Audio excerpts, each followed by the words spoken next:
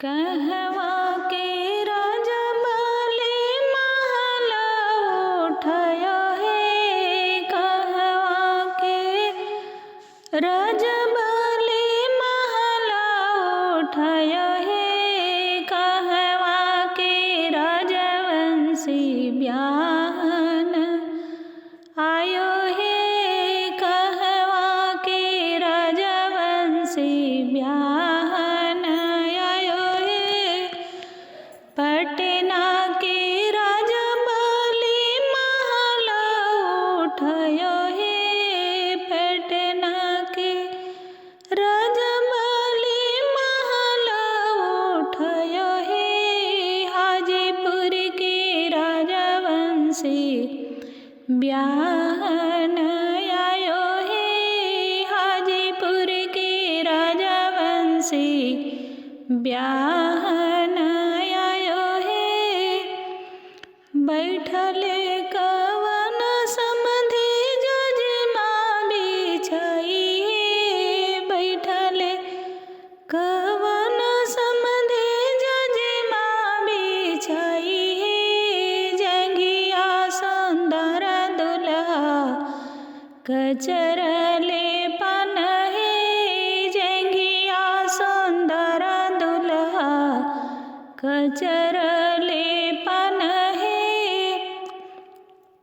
बैठले कवन पापा खरही डसाई हे। बैठले कवन पापा खरही डसाई हे। जंघिया दुलर तीन बेटी लट छितराई हे। जंघिया दुलर तीन बेटी लट छितराई हे।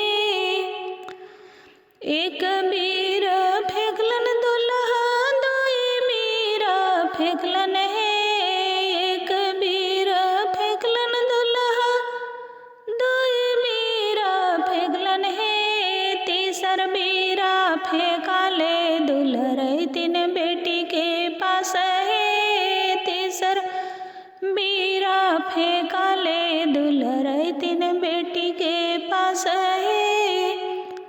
राउर बिरवा साहेब हम नाही लेबो हे। राउर बिरवा साहेब हम नाही लेबो हे। राउर पिता बाद सहवा के राजा हे। राउर पिता बाद सहवा के राजा हे।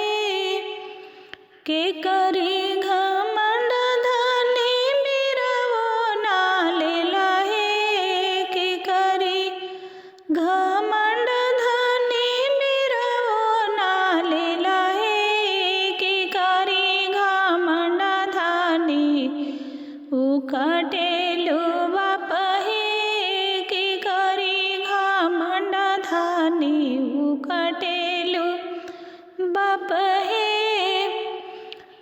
भैया के घमंड साहेब बिरवो ना लेली हे। भैया के घमंड साहेब बिरवो ना लेली हे। पापा के घमंड साहेब उकटीले बाप हे। पापा के घमंड साहेब उकटीले बाप हे। भैया के घमंड धनी दिन दुई चार हे। भैया के घमंड धनी दिन दुई चार हे। पापा के घमंड धनी 12 छो मास हे। पापा के घमंड धनी 12 छो मास